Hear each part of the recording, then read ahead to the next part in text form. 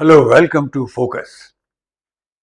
बिहार के assembly elections के रिजल्ट्स आ गए और जैसा हमने अपने पिछले एपिसोड में फोकस 80 में अंदाज लगाया था रिजल्ट आने के एक दिन पहले ही कि शायद सफाया होगा अपोजिशन का।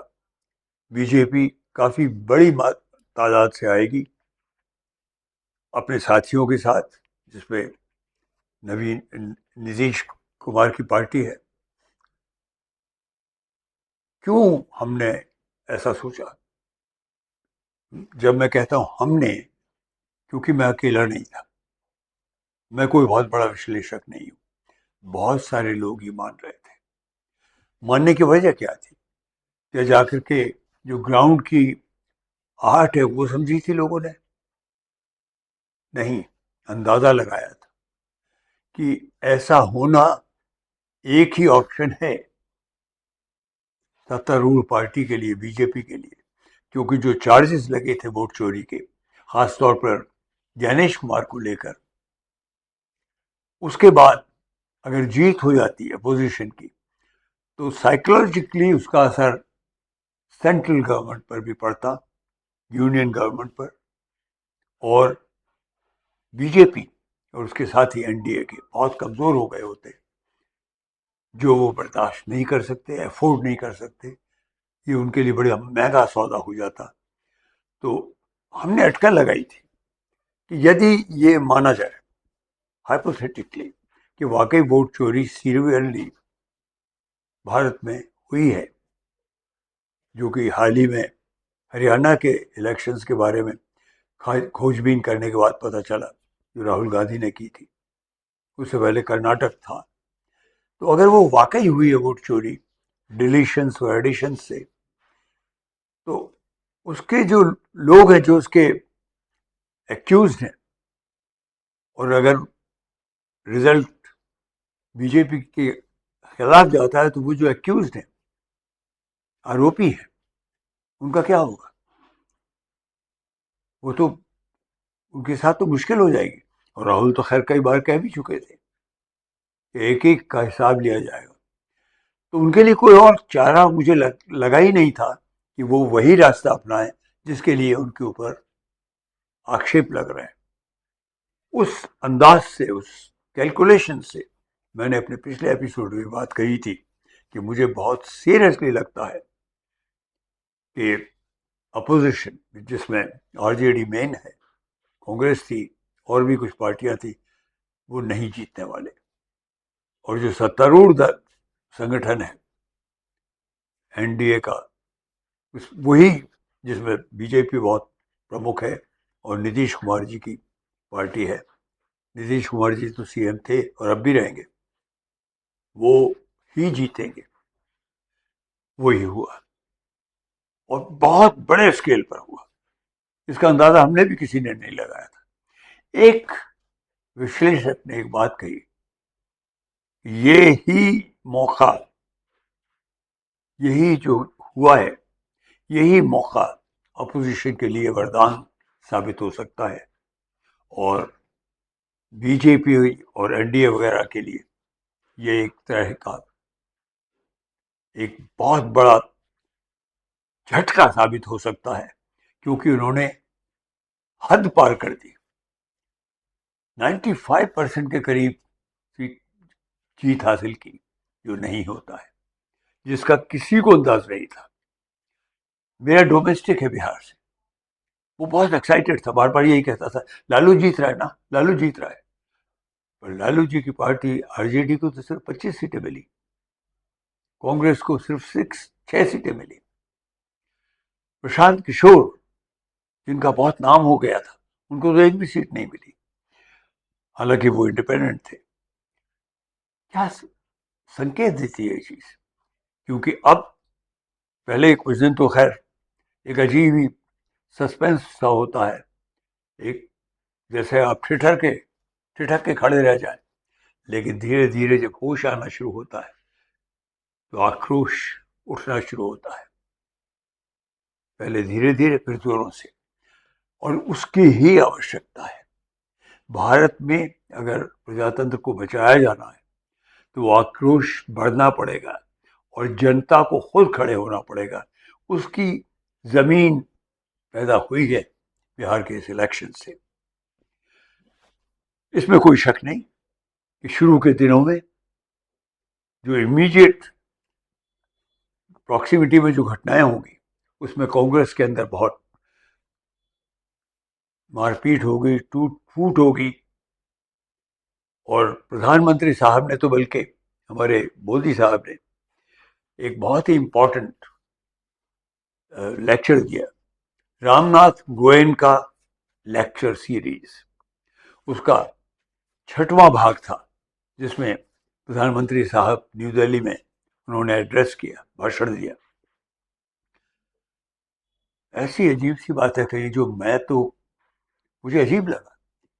कैसे एक प्रधानमंत्री इतना गिर सकता है, इस तरह की बातें कर सकता है इतने इंपॉर्टेंट लेक्चर में कि कांग्रेस टूटेगी, अब ये होगा, और जो नामदार हैं ये सब इनमें, ये इतना उन्होंने कहा।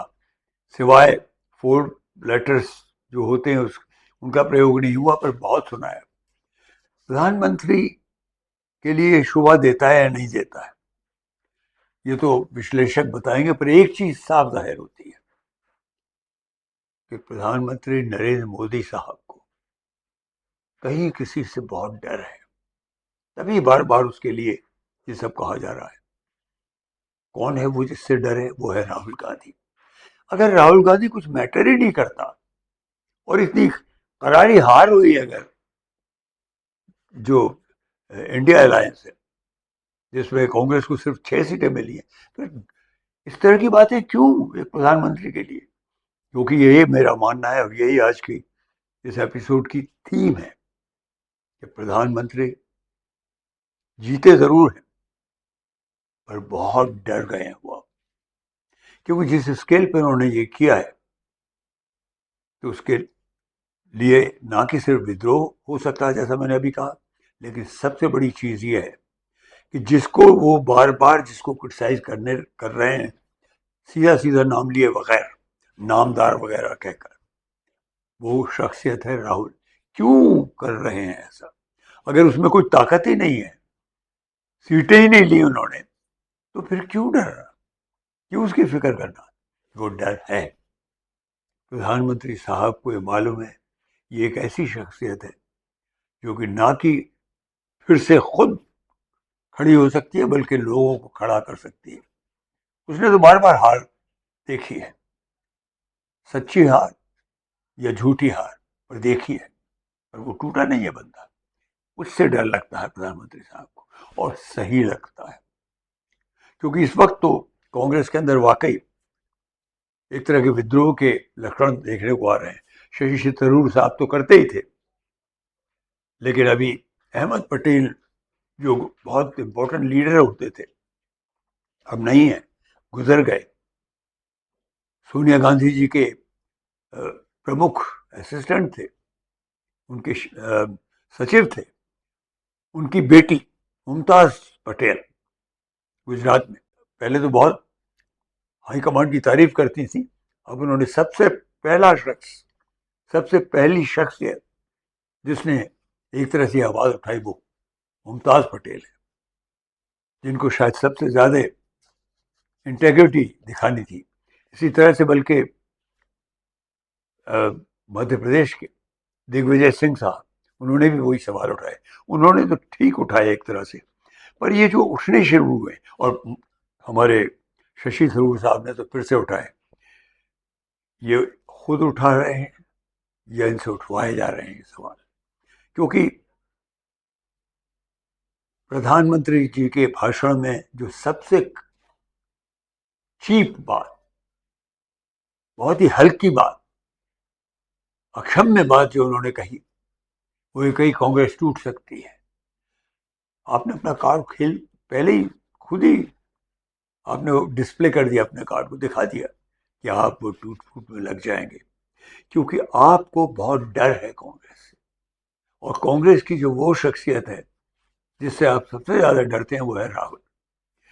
आगे आने वाला वक्त बहुत ही इंटरेस्टिंग होने वाला है। हर हार में जो हारने वाले लोग होते हैं उनमें एक मुर्दनी सी छाती है, एक अजीब सी खामोशी, एक अजीब सी निराशा। पर इस बार जो शख्स है, क्या वो छोड़ के चला जाएगा? मुझे नहीं लगता। वो कभी नहीं गया। वो अपने आप को फिर से रिडिस्कवर करता है और खड़ा होता है। मुझे ये लगता है कुछ महीनों तक कांग्रेस में बहुत उथल पुथल होगी और फायदा ही होगा। वो कांग्रेसमैन रुक पाएंगे जो रियली जो जो थिंकिंग है, जो एसेंस है कांग्रेस का, उससे ताल्लुक रखते हैं, उसमें विश्वास रखते हैं, सबको साथ लेकर चलने का। आई थिंक मेरा अंदाज यह है कि राहुल युद्ध क्षेत्र में खड़ा रहेगा और उसके साथ जो बहुत ही उद्यमी लोग हैं वो खड़े रहेंगे। बहुत इंटरेस्टिंग होगा। बहुत आगे के कुछ महीने बहुत ही दिलचस्प होंगे हम सब के लिए। लेकिन याद रखिए, जो बात बहुत इंपॉर्टेंट है वो फिर से दोहराता हूँ, प्रधानमंत्री मोदी साहब कहीं डरे हुए हैं, और वो डरे हुए सिर्फ राहुल गांधी से हैं। उस राहुल गांधी से जिसकी करारी हार हुई है एक तरह से। उसकी खुद की नहीं हुई है, पार्टी की हुई है, उनके जो उनका इंडिया अलायंस है उसकी हुई है। लेकिन लीड सबसे बड़ी जो शख्सियत है वो तो राहुल ही है। उसकी इतनी करारी हार होने के बाद भी उसको क्यों क्रिटिसाइज करना पड़ रहा है इस तरह से, सस्ते तरीके से, प्रधानमंत्री द्वारा, मेरे देश के प्रधानमंत्री द्वारा? नरेंद्र मोदी जी, कहीं आप बहुत डरे हुए हैं। शायद आपका डर गलत भी नहीं है। अभी तो जर्नी, यात्रा बाकी है। हमारा देश बहुत गहरा देश है। इसकी गहरी बातें तो अब धीरे धीरे और आगे आएंगे। अच्छा वो ये झटका लगा इंडिया अलायंस को। आज फोकस में इतना ही।